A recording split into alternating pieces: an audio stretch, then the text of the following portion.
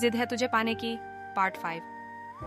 मधु इस वक्त सिर झुकाए चुपचाप अपने सारे फ्रेंड्स के सामने खड़ी थी और वो सब अपने हाथ बांधे उसे गुस्से में ऐसे देख रहे थे जैसे वो अभी अभी कोई क्राइम करके आई है। तो तुम ये कहना चाह रही हो कि राघव रस्तोगी, जिस पर यहाँ की सारी लड़कियां मरती हैं, जिससे फ्रेंडशिप करने के लिए यहाँ का हर स्टूडेंट बेताब है, उसने खुद आगे बढ़कर तुमसे फ्रेंडशिप की है? आकाश ने उसे गुस्से से घूरते हुए पूछा। मधु ने बिना कुछ बोले बस हाँ में अपनी गर्दन हिला दी। राघव के पास से वापस आने के बाद सरगम, आकाश और मयंक उसे लेकर कॉलेज की छत पर आ गए थे। यहाँ कोई आता जाता नहीं था, इसलिए फिलहाल यहाँ उनकी बातें सुनने वाला और कोई नहीं था। मयंक और आकाश जहाँ ये सब सुनकर गुस्से में नजर आ रहे थे, वहीं सरगम के चेहरे पर टेंशन नजर आने लगी थी। और तुमने उससे फ्रेंडशिप कर भी ली?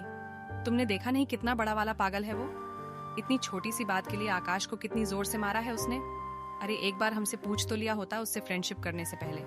मयंक ने उसे समझाने की कोशिश करते हुए कहा, लेकिन आकाश शायद कुछ ज्यादा ही गुस्से में था। उसने लगभग चिल्लाते हुए कहा, दिस इज रिडिक्युलस।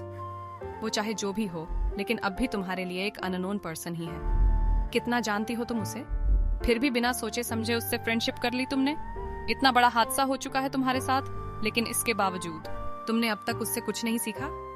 लोगों पर आंखें बंद करके भरोसा करने की ये आदत कब जाएगी तुम्हारी? ये आज पहली बार था जब आकाश ने मधु के ऊपर इतना गुस्सा किया था और उससे इतनी ऊंची आवाज में बात की थी। साथ ही उसने मधु के उस 4 साल पुराने जख्मों को भी कुरेद कर रख दिया था। मधु ने उसकी बातों का कोई जवाब नहीं दिया, लेकिन उसकी आंखों से बहते आंसू बहुत कुछ कह रहे थे। आकाश को अब अपनी गलती का एहसास हुआ। सरगम ने भी आंखों ही आंखों में उससे अब और गुस्सा न करने की रिक्वेस्ट की। आकाश ने अब डिसअपॉइंटमेंट से भरकर एक गहरी सांस ली और आकर मधु के बगल में बैठ गया। उसके बालों में हाथ फेरते हुए उसने कहा, मधु, हम सब फ्रेंड्स हैं, राइट? करेक्शन, सिर्फ फ्रेंड्स नहीं, बेस्ट फ्रेंड्स। कहते हुए मयंक भी आकर उसकी दूसरी तरफ बैठ गया। Right, we are best friends. और बेस्ट फ्रेंड्स अगर हमारी अच्छी बातों के लिए खुश होते हैं, तारीफ करते हैं, तो गलत बातों पर नाराज भी तो होंगे। तुम्हें हमें पहले ही इस बारे में बता देना चाहिए था ना। अब तुम खुद देख लो, वो इतने बड़े बिजनेसमैन का बेटा है और तुम बस एक मिडिल क्लास रिटायर्ड ऑफिसर की बेटी। ऊपर से पास्ट में जो कुछ भी हुआ। कहते हुए आकाश एक पल को रुका। सरगम ने तुरंत उसके कंधे पर हाथ रखते हुए हल्के से प्रेस किया और आकाश ने बात बदलते हुए कहा, आई मीन, तुम्हें खुद सोचना चाहिए। वो सबको छोड़कर तुमसे ही फ्रेंडशिप करने में इंटरेस्टेड क्यों है? मैं ये नहीं कह रहा कि कोई अमीर बाप का लड़का किसी मिडिल क्लास लड़की में इंटरेस्टेड नहीं हो सकता, but just think about it carefully. Sargam ने भी अब उसके सामने घुटनों के बल बैठते हुए उसका हाथ पकड़ लिया। हाँ मधु, मैंने अपनी पूरी जिंदगी अकेले बिताई है। इतनी मुश्किलों के बाद मुझे मेरी बहन मिली है और अब मैं उसे किसी भी तरीके से हर्ट होते हुए नहीं देख सकती। मैं ये नहीं कह रही कि राघव बुरा इंसान है, लेकिन कोई भी कदम आगे बढ़ाने से पहले हमें एक बार अच्छी तरह उसके बारे में सब कुछ जान लेना चाहिए। मधु ने अपनी नजरें उठाकर उन तीनों की तरफ देखा जो अब तक फिक्र भरी नजरों से उसे देख रहे थे। जाहिर है वो सब उससे बहुत प्यार करते थे और उन्हें उसकी फिक्र थी। उसने एक फीकी सी स्माइल के साथ हाँ में अपनी गर्दन हिला दी और बाकी तीनों के मुंह से राहत की एक गहरी सांस निकल गई। आकाश ने अब उसका चेहरा अपनी तरफ घुमाते हुए कहा, ये मैं क्या देख रहा हूँ? हमारी प्रिंसेस तो रो रही है। मयंक ने भी एकदम शॉकिंग एक्सप्रेशन देते हुए कहा, OMG, इतने मोटे मोटे आंसू, आज पक्का कॉलेज में बाढ़ आ जाएगी। मधु ने अब इरिटेट होते हुए उन दोनों के सिर पर एक हल्की सी चपत लगा दी। बस करो अब तुम दोनों, मैं नहीं रो रही। सरगम ने भी अब तुरंत आगे बढ़ते हुए उसे गले से लगा लिया। यार, अब इस सारे ड्रामे के बाद मुझे तो बहुत भूख लग रही है। इस आकाश ने तो कैंटीन में मार खा ली, लेकिन हम सब तो बिना कुछ खाए ही वहां से वापस आ गए। सरगम ने परेशान होने की एक्टिंग करते हुए कहा। उसकी बात सुनकर मधु और मयंक को जोरों की हंसी आ गई, लेकिन आकाश ने चिढ़ते हुए सरगम की तरफ देखा। इससे पहले कि वो सरगम से कुछ बोल पाता, वो तेजी से कैंटीन की तरफ भाग गई। मुझे तो बहुत भूख लगी है, मैं जा रही हूँ। बाकी तीनों भी तेजी से उसके पीछे नीचे की तरफ बढ़ गए, लेकिन उन चारों को नहीं पता था कि वहां कोई और भी था जो उनकी सारी बातें सुन रहा था। उनके जाते ही राघव एक दीवार के पीछे से निकलकर सामने आ गया। उसके होठों पर एक तिरछी सी स्माइल फैल गई थी। अपने हाथ बांधते हुए उसने अपनी पीठ दीवार से टिका दी और उन चारों को तब तक जाते हुए देखता रहा जब तक कि वो सब उसकी नजरों से गायब नहीं हो गए। इंटरेस्टिंग, इस जमाने के भी अजब दस्तूर हैं। अब एक शरीफ लड़का किसी शरीफ लड़की से दोस्ती भी नहीं कर सकता? कमाल है। कहते हुए राघव को हंसी आ गई। कब तक दूर करोगे उसे मुझसे? एक दिन उसे लौटकर वापस मेरे पास ही आना है। अचानक उसकी आंखों में गुस्सा तैरने लगा। गुस्से से दांत पीसते हुए उसने कहा, तुम तीनों को क्या लगता है मधु के दिल में मेरे खिलाफ जहर भरकर तुम उसे मुझसे दूर कर दोगे? हाँ, एक चाल तुमने चली है, लेकिन अब मेरी बारी है। तुम्हारी आंखों के सामने वो तुम्हें छोड़कर खुद मेरे पास आएगी। Let the game begin. Dear NIA agents. Sargam, Akash और मयंक ने मधु के सामने चाहे जो भी कहा हो, लेकिन सच्चाई उसके एकदम उलट थी। वो तीनों ही फिलहाल एनआईए में ट्रेनी थे और वहां की एक्टिविटीज और मिशंस का हिस्सा भी थे। कई सालों पहले ड्रग डीलर्स के एक ग्रुप व्हाइट वॉश ने पुलिस और एनआईए की नाक में दम कर रखा था। पुलिस को इसके लीडर्स के बारे में कुछ खास पता नहीं था, लेकिन इस ग्रुप के कई बड़े बड़े डीलर्स को पकड़वाने में सरगम ने पुलिस की हेल्प की थी, क्योंकि वो और उसकी मुंहबोली माँ काफी लंबे टाइम तक इस ग्रुप का हिस्सा रही थी। पिछले कुछ सालों में इस ग्रुप की एक्टिविटीज काफी कम हो गई थी, लेकिन अचानक कुछ दिन पहले एक बार फिर से व्हाइट वॉश ने अपना सिर उठाना शुरू कर दिया था। पिछले 4 महीनों में अचानक मेट्रो सिटीज में क्राइम की रेट बहुत ज्यादा बढ़ गई थी। पुलिस इन स्मगलर्स को पकड़ने के लिए लगातार छापेमारी कर रही थी, लेकिन उनके हाथ कुछ नहीं आ रहा था। आखिर में ये केस एक बार फिर से एनआईए के हाथ में आ गया था। एनआईए के सारे टॉप क्लास एजेंट्स और सबसे बेस्ट ऑफिसर्स किसी भूखे शेर की तरह इन ड्रग माफिया की तलाश में जुट गए। सारे सुरागों का पीछा करते हुए आखिरकार इस ग्रुप के लीडर से रिलेटेड एक बेहद इंपॉर्टेंट इंफॉर्मेशन एनआईए की टीम के हाथ लग गई। उन्हें अपने सोर्स से इस बारे में पक्की खबर मिली थी कि इस ग्रुप का लीडर जो कोई भी है, वो इंडिया के टॉप क्लास बिजनेसमैन में से एक है और कुछ ही वक्त पहले वो किसी बिजनेस डील के लिए अमेरिका से इंडिया आया है ताकि वो यहाँ पर भी अपना बिजनेस एक्सपैंड कर सके। ऐसे बिजनेसमैन की लिस्ट कोई खास लंबी भी नहीं थी, लेकिन उसमें जो नाम सबसे ऊपर था वो आदर्श रस्तोगी का था। आदर्श रस्तोगी पहले भी अपनी सस्पिशियस एक्टिविटीज और ओवरनाइट सक्सेस के कारण ईडी से लेकर सीबीआई तक के निशाने पर रह चुका था, लेकिन कोई प्रूफ नहीं होने की वजह से वो हर बार बड़ी सफाई से उनसे छूटकर निकल जाता था। लेकिन इस बार एनआईए भी पूरी तैयारी के साथ मैदान में उतरी थी। पिछले 4 महीनों से वो किसी शिकारी कुत्तों की तरह घात लगाए एक एक एविडेंस इकट्ठे कर रहे थे। फाइनली अब उनके पास जितने भी सबूत थे वो सब सिर्फ और सिर्फ आदर्श रस्तोगी की तरफ ही इशारा कर रहे थे। पिछले कुछ महीनों में ड्रग से लेकर हथियारों तक की स्मगलिंग और रॉबरी के जितने भी केसेस आए थे, उन सब के गवाहों और पकड़े गए लोगों से कड़ी पूछताछ करने के बाद इनके तार कहीं न कहीं आदर्श रस्तोगी से ही जाकर जुड़ जा रहे थे। आखिर में एनआईए ने यही कंक्लूजन निकाला कि जिस व्हाइट वॉश ने इतने दिनों से पुलिस और एनआईए की नींद उड़ा रखी है, उसका लीडर कोई और नहीं आदर्श रस्तोगी ही है।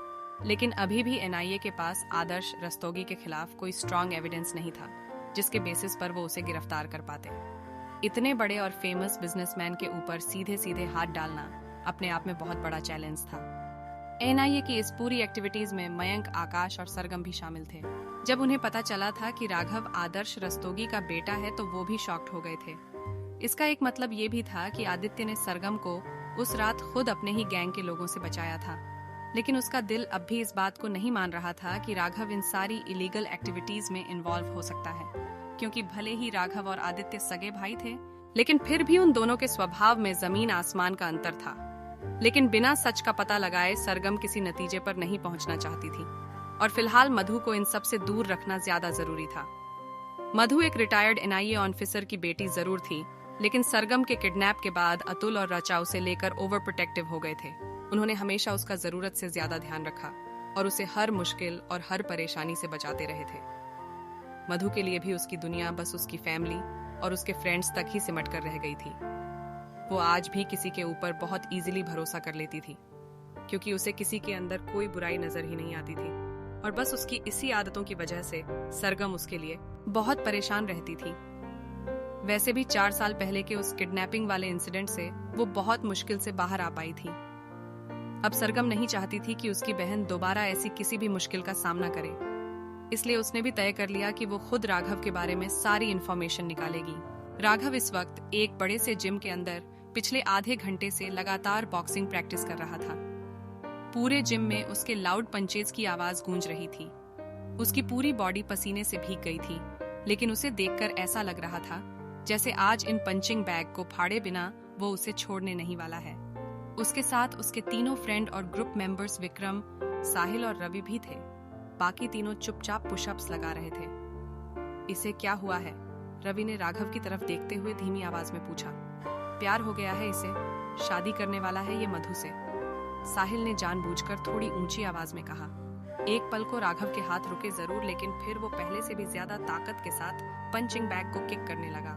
विक्रम अब तक पुशअप्स करना बंद करके खड़ा हो गया था। उसने राघव की तरफ देखते हुए थोड़ी इरिटेटेड टोन में पूछा, आर यू सीरियस? तुम उस लड़की से शादी करने की सोच रहे हो? अब तक रवि भी एक्सरसाइज बंद कर खड़ा हो गया था। उसने एक गहरी सांस लेते हुए कहा, मेरी समझ में नहीं आता, तुम सबको उससे प्रॉब्लम क्या है? मधु एक बहुत अच्छी लड़की है और वो उससे प्यार करता है। अगर वो उससे शादी करना भी चाहता है तो इसमें परेशान होने वाली कौन सी बात है? लेकिन साहिल ने तुरंत उसकी बात काटते हुए कहा, बस यही तो प्रॉब्लम है कि वो बहुत अच्छी लड़की है। ये लड़की मधु अग्निहोत्री, ये एक बहुत ही सिंपल और सीधी साधी लड़की है और मिडिल क्लास फैमिली से बिलोंग करती है। उसकी और हमारी दुनिया में जमीन आसमान का फर्क है। तुम्हें लगता है वो यहाँ एक दिन के लिए भी एडजस्ट कर पाएगी? और चलो, अगर हम सब इस बात को एक्सेप्ट कर भी लें तो उससे क्या फर्क पड़ता है? क्या आदर्श अंकल उस लड़की को अपनाने के लिए तैयार होंगे? कोई कुछ और कह पाता उससे पहले ही वहां राघव की आवाज गूंजी, मैं चाहता भी नहीं हूं कि वो यहाँ पर एडजस्ट करे। मैं बस उसे अपना बनाना चाहता हूँ, किसी भी कीमत पर, और वो मैं करके रहूंगा। उसका जवाब सुनकर साहिल और रवि एकदम से शॉक्ड हो गए थे। साहिल ने परेशानी से अपना सिर पकड़ते हुए कहा, मैं तो हार गया हूँ इसकी जिद के आगे। विक्रम, अब तुम ही समझाओ इसे, मेरी तो ये सुनेगा ही नहीं। विक्रम ने गुस्से में पंचिंग बैग को किक करते हुए कहा, समझाने को बाकी क्या रह गया है अब? पागल हो गया है ये लड़का। विक्रम का जवाब सुनकर बाकी दोनों कंफ्यूज हो गए। उन्होंने हैरानी से एक बार राघव की तरफ देखा, जो उन सबको पूरी तरह इग्नोर करके एक बार फिर से अपनी बॉक्सिंग प्रैक्टिस में लग गया था। विक्रम ने एक नजर उसके ऊपर डाली और साहिल और रवि की तरफ देखते हुए बोला, आओ मेरे साथ, तुम दोनों को कुछ दिखाना है। विक्रम उन दोनों को लेकर उस जिम के बेसमेंट में आ गया। यहाँ इतना अंधेरा था कि उन्हें अपने पांव के नीचे की सीढ़ियां भी नजर नहीं आ रही थीं। बड़ी मुश्किल से दीवारों का सहारा लेते हुए वो आगे बढ़ रहे थे। ये तुम हमें कहाँ लेकर जा रहे हो? रवि ने परेशान सी आवाज में पूछा। बस चलते रहो, सब समझ आ जाएगा, विक्रम ने सपाट लहजे में जवाब दिया और आगे बढ़ता रहा। कुछ ही देर में वो तीनों एक रूम के बाहर खड़े थे। दरवाजा लॉक था। ये उसका पर्सनल रूम है, कहते हुए विक्रम ने कुछ कीज प्रेस की और रूम का डोर अनलॉक हो गया। तो फिर तुझे इसका पासकोड कैसे मालूम है? रवि ने हैरानी से पूछा। विक्रम ने अब तंज कसने वाले अंदाज में जवाब दिया, क्योंकि प्यार में पागल हर इंसान का पासवर्ड हमेशा एक ही होता है। इतना कहते हुए उसने रूम की लाइट्स ऑन कर दी और अंदर का नजारा देखकर रवि और साहिल की आंखें हैरानी से फटी की फटी रह गईं। और उन दोनों के मुंह से बस एक ही वर्ड निकला, मधु। कहानी जारी रहेगी। आगे की कहानी अगले भाग में। अगला भाग जल्द ही आएगा। कमेंट में जरूर बताएं कि आपको कहानी कैसी लगी। कहानी अच्छी लगी है तो वीडियो को लाइक कीजिए, शेयर कीजिए और हमारे चैनल को सब्सक्राइब करके बेल आइकॉन को भी दबा लीजिए, ताकि मैं जब भी वीडियो अपलोड करूं आपको वीडियो का नोटिफिकेशन मिल सके। तो चलिए दोस्तों, मिलते हैं नेक्स्ट वीडियो में। तब तक के लिए bye and thanks for watching video.